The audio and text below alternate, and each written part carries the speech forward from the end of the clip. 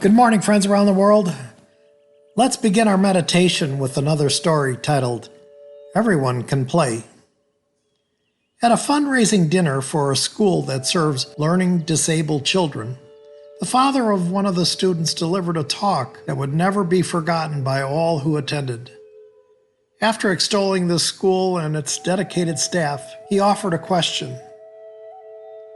When not interfered with by outside forces, everything nature does is done with perfection. Yet my son Shay cannot learn things as other children do. He cannot understand things as other children do. Where is the natural order of things in my son? The audience was stilled by the query.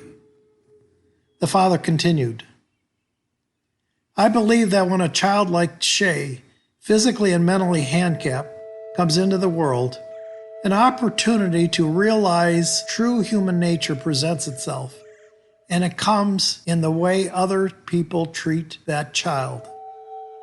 Then he told the following story. Shay and his father had walked past a park where some boys Shay knew were playing baseball. Shay asked, "Do you think they'll let me play?" Shay's father knew that most of the boys would not want someone like Shay on their team. But the father also understood that if his son were allowed to play, it would give him a much-needed sense of belonging and some confidence to be accepted by others in spite of his handicap. Shay's father approached one of the boys on the field and asked if Shay could play, not expecting much. The boy looked around for guidance and said, "We're losing by 6 runs, and the game is in the 8th inning. I guess he can be on our team, and we'll try to put him into bat in the 9th inning." Shay struggled over to the team's bench, put on a team shirt with a broad smile, and his father had a small tear in his eye and warmth in his heart. The boys saw the father's joy at his son's being accepted. In the bottom of the 8th inning, Shay's team scored a few runs, but was still behind by 3. In the top of the 9th inning, Shay put on a glove and played in the right field. Even though no hits came his way, he was obviously ecstatic just to be in the game and on the field, grinning from ear to ear as his father waved to him from the stands. In the bottom of the 9th inning, Shay's team scored again. Now, with 2 outs and the bases loaded, the potential winning run was on base, and Shay was scheduled to be next at bat. At this juncture, do they let Shay bat and give away their chance to win the game? Surprisingly, Shay was given the bat. Everyone knew that a hit was all but impossible because Shay didn't even know how to hold a bat properly, much less connect with the ball. However, as Shay stepped up to the plate, the pitcher, recognizing the other team putting winning aside for this moment in Shay's life, moved in a few steps to lob the ball in softly so Shay could at least be able to make contact. The first pitch came and Shay swung clumsily and missed. The pitcher again took a few steps forward to toss the ball softly towards Shay.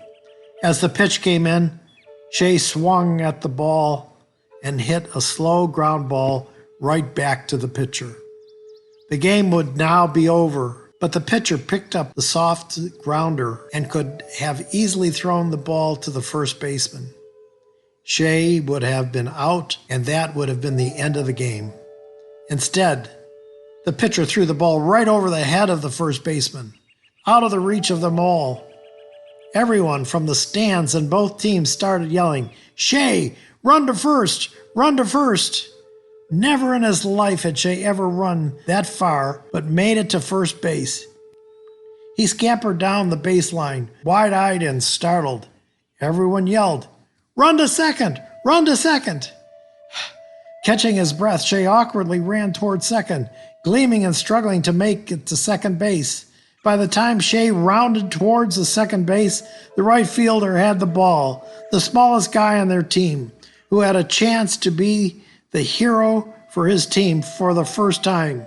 He would have thrown the ball to the second baseman for a tag, But he understood the pitcher's intentions, and he too intentionally threw the ball high and far over the third baseman's head.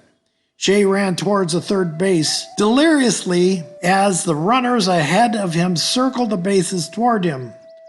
All were screaming, "Shay! Shay! Shay! All the way, Shay!"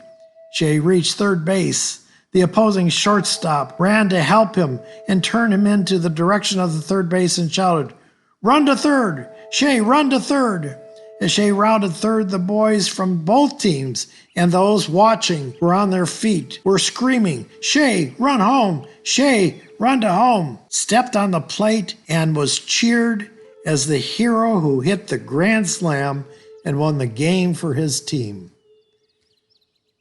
"That day," said the father softly with tears now rolling down his face, "the boys from both teams helped bring a piece of true love and humanity into this world. Shay didn't make it to another summer and died that winter, having never forgotten being the hero and making his father so happy and coming home and seeing his mother tearfully embrace her little hero of the day."